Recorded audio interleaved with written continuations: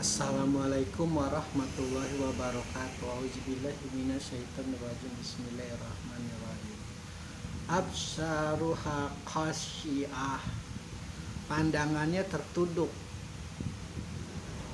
Setelah hati manusia itu merasa takut, terus tubuhnya itu melakukan sebuah tindakan, yaitu bahwa dia pandangannya tertunduk karena merasa, ya selain merasa takut, merasa cemas, merasa risau, merasa galau akan segala apa yang nanti akan menjadi pertanggungjawabannya di hadapan Allah, di hadapan para malaikat yang akan banyak bertanya kepada dia. Sebenarnya ini adalah contoh-contoh bagi manusia yang kafir dan durhaka. Allah menerangkan kondisi ini akan terjadi, itu mereka yang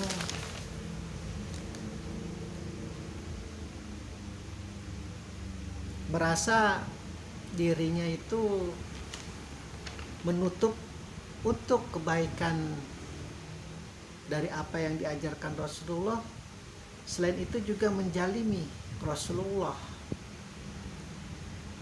Ayat ini adalah sebagai jaminan ketika sangkakala yang pertama maupun kedua itu nanti akan terjadi. Begitu mereka merasa takut, hati mereka, ketakutannya bukan takut apa sih, takut yang benar-benar takut. Karena kita kalau masih di bumi ini, masih hidup ini, ketakutan kita itu masih terselip harapan. Harapan itu yang nanti akan memberi semangat hidup, akan memberi semangat dorongan.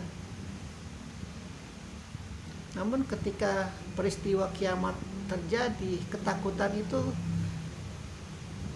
ketakutan yang teramat sangat dan tidak memiliki harapan. Apalagi ketika mereka nanti mendapat kitab sijil pun, nanti ketika para malaikat mendorong mereka untuk ke neraka jahim dan neraka-neraka lainnya, mereka terus berusaha dengan segala argumen-argumen mereka. Mereka nanti akan banyak menyalahkan orang-orang di sekeliling mereka. Mereka nanti akan banyak menyalahkan keadaan, situasi, kondisi, sehingga mereka tidak termasuk ke dalam golongan-golongan yang beruntung, golongan-golongan yang beriman, golongan-golongan orang yang berbuat baik. Hati manusia pada hari itu merasa sangat takut, pandangannya tertunduk. Ini adalah contoh clue bahwa ketika kita kalah dalam permainan, dalam apapun itu, perang apalagi, itu pasti pandangan kita tertunduk.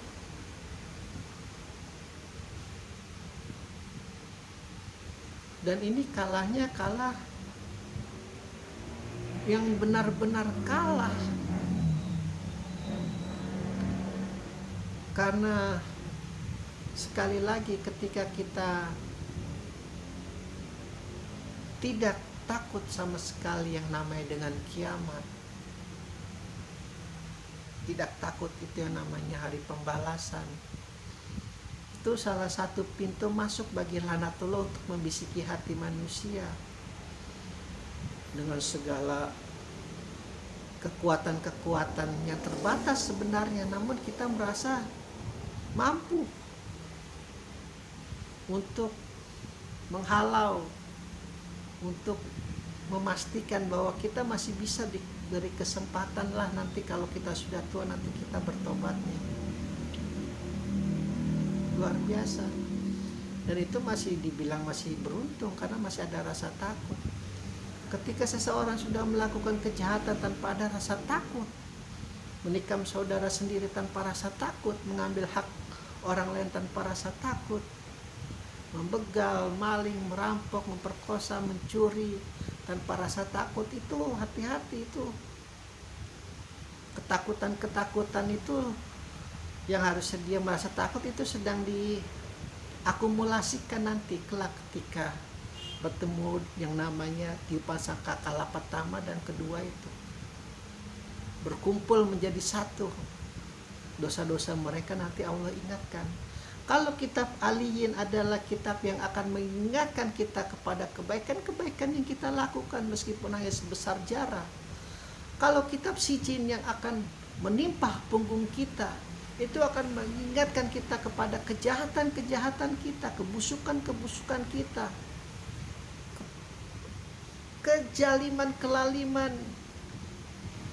kebiadaban kita ketika hidup meskipun hanya sebesar jarah. Makanya mukanya cemas, penuh dengan debu kegelisahan.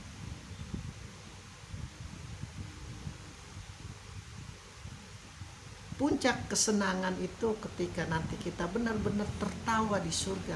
Dan puncak ketakutan, kecemasan itu ketika kita benar-benar nanti masuk neraka. Sekali lagi Allah terangkan bahwa sifat-sifat risau, galau, gundah, merasa kekurangan itu nanti tidak akan ada menimpa para penduduk surga. Itu semua ditimpakan seluruhnya kepada penduduk neraka. Bagi mereka yang mempercayai Al-Quran, mereka yang mempercayai risalah Muhammad. Makanya kalau beragama Islam ini bukan agama yang main-main, bukan agama yang ecek-ecek, bukan agama yang hanyalah ilaha illallah Muhammad Rasulullah, ya sudah selesai urusan.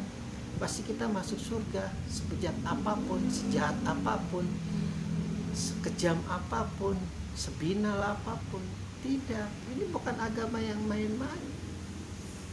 Setiap ucapan kita, setiap tindakan kita, setiap perilaku kita itu nanti akan mendapat balasan. Dan kita sudah ketahui lagi bahwa begitu baik rahmat Allah Subhanahu wa Ta'ala. Ketika kita merencanakan kebaikan itu sudah dianggap pahala meskipun kita belum melakukannya. Ketika kita merencanakan kejahatan meskipun itu sebesar gunung, seluas samudra, kita ingin berencana menggenosida sebuah negara, sebuah kaum, tapi kita tidak jadi melaksanakannya, itu belum dianggap sebagai dosa. Namun ketika kita berencana untuk memamurkan sebuah negara, menyejahterakan sebuah negara, melindungi sebuah negara, melindungi rakyatnya, itu sudah dianggap sebagai sebuah pahala. Coba bayangkan betapa luar biasanya, betapa baiknya Allah Subhanahu wa Ta'ala. Tapi kenapa masih ada itu mereka yang Allah terangkan? Karena ini dunia kuantum, dunia yang pasti akan terjadi kelak di hari pembalasan. Apakah kita mau termasuk golongan-golongan yang seperti ini? Hati kita merasa begitu takut mendengar sangkakala.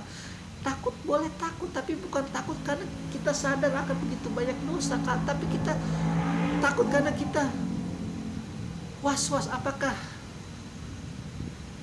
pahala-pahala kita tidak dapat menutupi dosa-dosa kita, sehingga pandangan-pandangan kita tertunduk. Kalau diterangkan di ayat 89 ini jelas ini belum mereka mencapai penyerahan kitab, apakah kitab Alin ataupun kitab Sijin. Rasa takut ini berarti dijamakan di seluruh manusia, mau penyembah bulu babi, penyembah apapun itu, rasa takut itu.